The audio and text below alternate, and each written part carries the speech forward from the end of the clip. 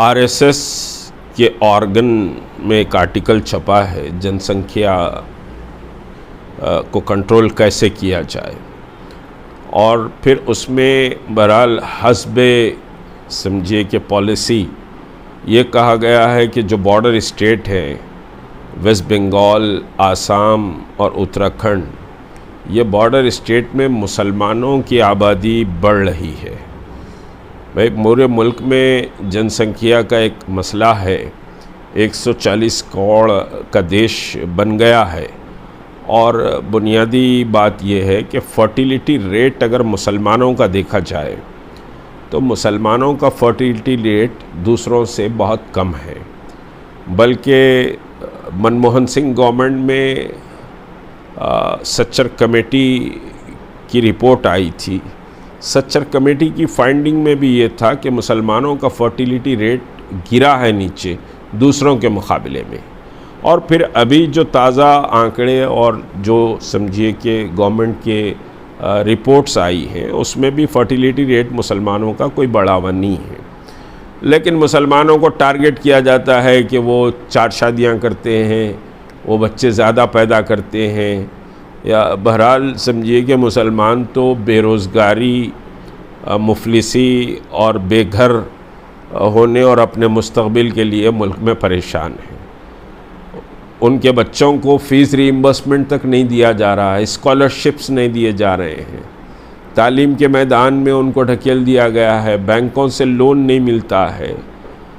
कोई काम करेंगे तो काम मिलना मुश्किल है मुल्क में। तो ऐसे हालात में मुसलमानों को जनसंख्या के मामले में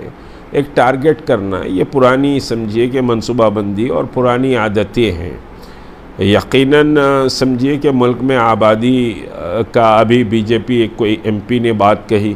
कि भाई जितनी सुविधाएं मुल्क में हैं, अनाज की हो, पानी की हो या दूसरी चीज़ों की हो, वो आबादी के हिसाब से होती हैं, और मुसलमानों का समझिए कि तादाद बढ़ जाना तो ये दूसरे लोगों के हक़ को छीनने के बराबर है। तो प्राइम मिनिस्टर ऑफ इंडिया ने भी कहा कि जो बच्चे ज़्यादा पैदा करते हैं, और फिर ये कहा कि ये घुसपैठिए हैं। तो ये प्राइम मिनिस्टर ऑफ इंडिया की जो स्पीच इलेक्शन में थी, घुसपैठिए और बच्चे ज़्यादा पैदा करनी, उसी को आरएसएस ने अपने ऑर्गन में समझिए कि साहब लेख में लिखा है, और अब इस पर एक नया तमाशा होगा। बल्कि 4 समझिए कि जून के बाद से अब तक अगर मुल्क के हालात का जायज़ा ले तो ऐसा दिखता है कि मुसलमानों से भारतीय जनता पार्टी व संघ परिवार एक बदला लेना चाहती है, और जगह जगह मॉब लिंचिंग भी हो रही है, मुसलमानों के मकानात बुलडोज़ किए जा रहे हैं गाय के नाम पर, जबकि वहाँ गाय का गोश्त निकला भी नहीं, और मुसलमानों को गिरफ़्तार भी किया जा रहा है, मारा भी जा रहा है, और मुस्तकिल ये समझिए। और फिर मसाजिद पर सर्वे की फिर से बातें समझिए हो रही है। तो ये एक लिहाज से हम ऐसा महसूस करते हैं कि बहरहाल आप एक बदले की भावना में डूबे हुए हैं, क्योंकि इंतखाबी तकारीर में जो बात कही, आज ऑर्गेनाइज़र आरएसएस के समझिए कि साहब स्पोक्स का जो अखबार है, उस अखबार में समझिए कि पंजनिया में ग़ालिबन ये बात आई है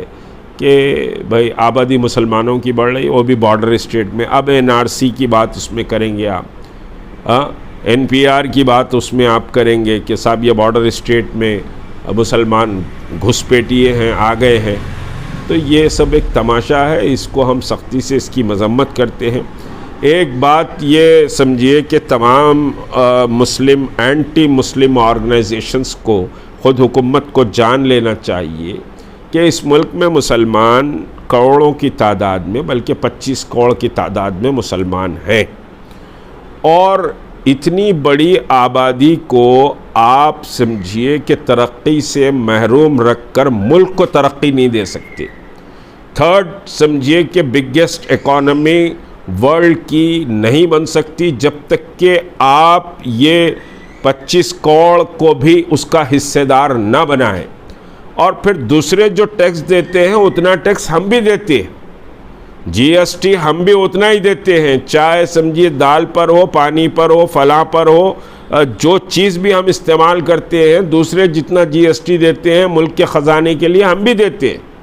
तो हमको मुल्क के ख़जानों के तरफ समझिए कि साहब नज़र करने या फिर वहाँ से हमारी ज़िंदगी गुजारने के लिए आसानियों की बात करने से रोकने की एक मुनज़्ज़म साजिश की जा रही है कि मुसलमान घुसपैठिए है, बच्चे ज़्यादा पैदा करते हैं। अब बॉर्डर स्टेट का मसला, ये एनआरसी CAA के मसले को समझिए कि उछालने के लिए एक शोशा RSS ने समझिए कि छोड़ा है, इसकी हम शदीद मजम्मत करते हैं। और बहरहाल इस मुल्क के समझिए कि मुसलमान एक अंग है, इस अंग को अगर आप नुकसान पहुंचाएंगे तो मुल्क तरक्की नहीं कर सकता। सबको लेकर तरक्की करना पड़ेगा, तो ही ये मुल्क समझिए कि दुनिया की एक बड़ी ताकत बन सकता है।